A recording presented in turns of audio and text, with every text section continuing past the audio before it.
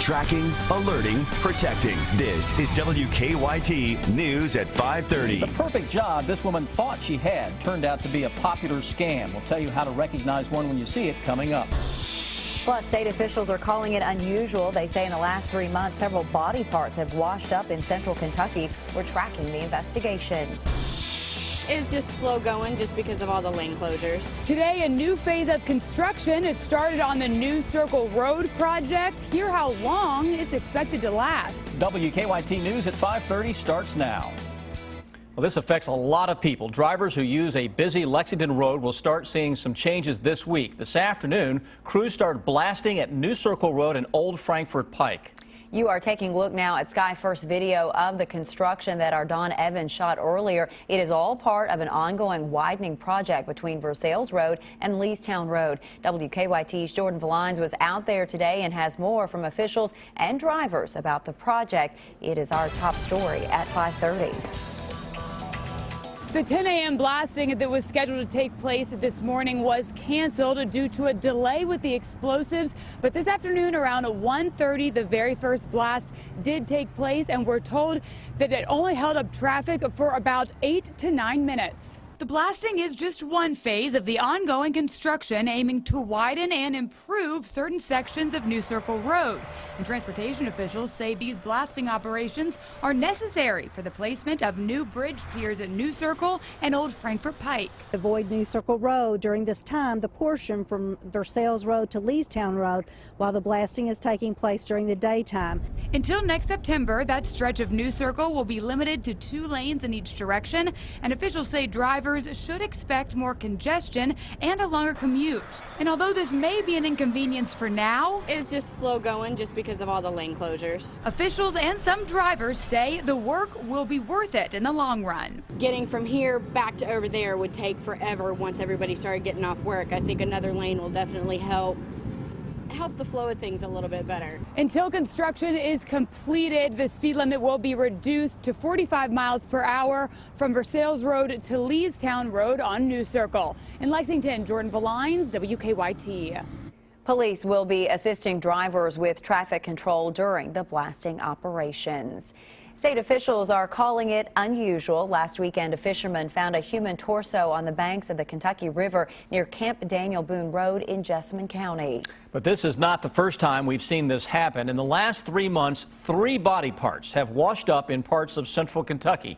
Our Jerica Insco is at the live desk now with more from the state medical examiner's office. Jerica? Sam, that's right. Finding body parts and investigating them isn't odd for the state medical examiner, but 3 in 3 months in the central Kentucky area, that's what this office calls unusual. Now, Dr. Tracy Corey, as the chief medical examiner in Kentucky, is a part of all 3 of these investigations. The latest body part was found on Saturday in Jessamine County near the river on the Madison County line. The Jessamine County coroner says that human torso found indicates a homicide, but the first body part in this 3-month period was found on the riverbank in Henry County. It was a severed arm with very little evidence on it, so it has not yet been identified. Then 1 day later, over in Carroll County, a foot still intact inside a sock and shoe washed up on the Ohio River. But body parts, like the first 2 found, don't always point to homicides. It really runs the gamut. Sometimes it's someone who has actually died of natural causes and just died outside and their remains haven't been found. Sometimes it's been... Now, all 3 of these cases involving human remains being found in central Kentucky are all currently under investigation. At the live desk, Jerica Insco, WKYT. The Jessamine County coroner says it could be weeks before they identify the torso body part found Saturday. They're asking for the public's help in that case. A man who police say beat his girlfriend to death was indicted this week. Police say Johnny Ray Hendricks beat Monica Wells and dumped her body in a sinkhole back in October. Hendricks was indicted this morning on murder, assault, theft, and robbery charges. His next court appearance is scheduled for December 18th. An employee who police say stole from his workplace faced a judge yesterday. Our county-by-county coverage begins in Knox County.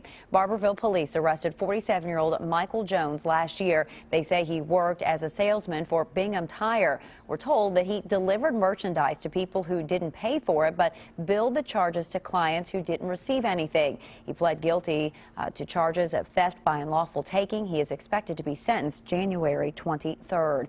In Madison County, a worker accused of stealing from a family's home is now behind bars. Police arrested Coden Lee Yoder in connection with multiple thefts from a Richmond home. Last week, the family reported nearly $3,000 in stolen items. This comes after the family says Yoder and another worker had been doing work at their house. Yoder is charged with theft by unlawful taking and theft by deception. In Montgomery County, police are trying to track down the person they say hit a police officer with his car. An officer says he saw the man running from the Mount Sterling Kroger on Monday. When he tried to capture the suspect, we're told the man intentionally hit the officer with his car. Police say he took off onto Indian Mound Drive. They're asking anyone with information to give them a call. We are wrapping up another cold and ugly day here in the Bluegrass, and it looks like these temperatures are going to stick around for the next few days. Chief Meteorologist Chris Bailey's tracking what's ahead. How about it, Chris? Well, you know, to see what's ahead of us, you just kind of have to look and see what's behind us. Over the past few days, it's been colder than normal. We've had a lot of clouds, and we continue with the cloudy skies that are out there right now with those temperatures that are into the low and the mid-30s. Jackson, Lexington, Richmond, and Frankfort, everybody with a mostly cloudy sky, and that's going to be a trend that'll carry us through the evening right on in to the overnight as well. Big storm system. It's the same storm across New England that has been there for the past couple of days. It is sitting in place and it is spinning. What that is doing, it's giving us that cold northwesterly wind flow around here, keeping the clouds socked in and throwing the occasional snowflake our way. Not a whole lot of juice out there now, but again, a lot of overcast conditions. Where do we go from here? That stray snowflake, especially eastern Kentucky tonight. Chilly air is going to hang tough for the next several days. Changes to that weekend forecast. We're going to introduce a little more cloud cover, and then, guys, a lot more clouds will roll back into town toward the end of that 7-day forecast. A little rain, maybe a little touch of something else showing up, but I come back in just a few minutes. It's becoming one of the most popular scams in the nation, and it could cost you big time. Here are some ways to spot it before you end up being a victim. You just don't expect it to happen to you. You hear of other people getting scammed. Sheila is talking about the mystery shopper job she found online. After being unemployed for a year, she thought she'd give it a try. All of a sudden, I got a priority letter in the mail. And inside this envelope was a letter with instructions, what I had to do. And there were 2 money orders. They were each over $900. She was told to cash the money orders, take her $200 salary, and return the rest of the money via Western Union. But Sheila's new job was over before it got started. When she went to the bank with the money orders, the teller told her, "I don't think these are real." I said, "What do you mean?" She says, "I really think they're fake. They're really good, but they're fake." Sheila emailed a very direct message to the con man she was dealing with. "Forget this. This is a scam, and I am not doing it. And I have, my bank has the money orders." Okay. And, of course, I never heard from him again. Postal inspectors say there are legitimate mystery shopper companies, but be skeptical.